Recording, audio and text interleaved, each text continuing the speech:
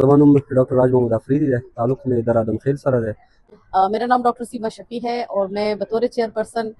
2023 से मैंने ज्वाइन किया है अदवियात अतफाल खैबर पख्तूनख्वा को। शाह महमूद मोमन में नूम दिया अदबियत अतफाल खैबर पख्तूनख्वा एडमिनिस्ट्रेटर मां कोम प्ले रिसाली नायब मुदीर और डिज़ाइनर दिर ज़्यादा खुशहाल मुकदा चे मालिक फाउंडेशन मर्दान दुमना खस्ता महफल इनेकाद कड़े दे और मुंगी द पेशवर ना द अदबियात अतफाल खैबर पख्तूनख्वा मलगरी रागुफ्ती हूँ। यहाँ पे हम बच्चों के अदब के हवाले से मुख्तलिफ़ किस्म की एक्टिविटीज़ करते हैं। कुछ हमारी अपनी किताबें बच्चों के हवाले से, बच्चों के अदब के हवाले से छपती हैं और कुछ हम पूरे खैबर पख्तूनख्वा बल्कि पूरे पाकिस्तान के जितने अदीब और शुआरा हैं उनसे हम कहानियाँ इकट्ठी करके तो पूरी पूरी एंथोलॉजी बनाते हैं। अदबियत अतफाल लपारा मंग तकरीबन सलोर 15 काल वशो چې کار کوو هر کال یو کتاب چاپ کوو دا کم تنظیم چې د دې ټولو کهانیانې پکې شاملې 24 کې موږ رنگ برنګي کهانیه په نوم چاپ کړو هغه اوس د ان بی اف نه په انمول کهانیه په نوم چاپ شو د نه وروسته یعنې مرصوص موږ په 2025 کې چاپ کړو او 2026 کې موږ فطرت کې محافظ په نوم چاپ کړو چې دا د ماحولیاتو حوالې سره دی او یعنې مرصوص هغه حوالې سره وکړم چې پاکستان انډیا له شکست ورکړی په مای کې अदबियात अतफाल खैबर पख्तूनख्वा क़याम नवंबर 2022 के हो। मुंग सोच दासो पेशवर के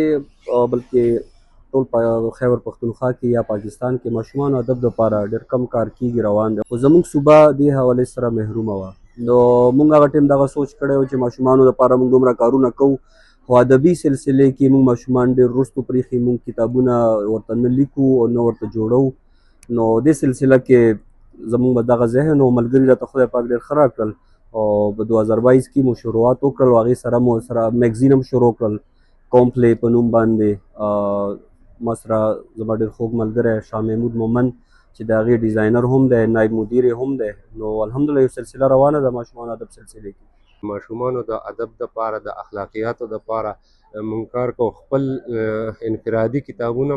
زیاتره رایټرانو چاپ شوي تقریبا د 70-80% رایټران چې دي خپل 2-3 کتابونه چاپ شوي او داسې د ماشومانو د ادب دپاره د هغوی د اخلاقیاتو او د تربیت دپاره مونږ کار کوو او د اتفاق د صوبې د مختلفو علاقو نه مونږ سره ممبران شامل دي اصل کې د غټو دپاره خو هر څوک لیکي که خاص کر د خیبر پښتونخوا ادیبان وګورئ نو هر دویم ادیب چې کوم دی د غټو دپاره لیکي ماشومانو دپاره په 90s کې څه لیکل شوي وو بیا 2010 پورې بلکې داسې څه لیکل شوي وو خو دا شاندې په ترتیب سره لیکل نه وو او دا ډېر غټ کمی دی چې تاسو وګورئ انټرنیشنل سطح باندې ټولو کې زیات ادب د ماشومانو لیکل کیږي خو زموږ صوبه دې حوالې سره محرومه وه نو ځکه موږ ضرورت محسوس کړو چې ماشومان زموږ سرمایه ده زموږ مستقبل دی هغوی دپاره لیکل ډېر ضروري دي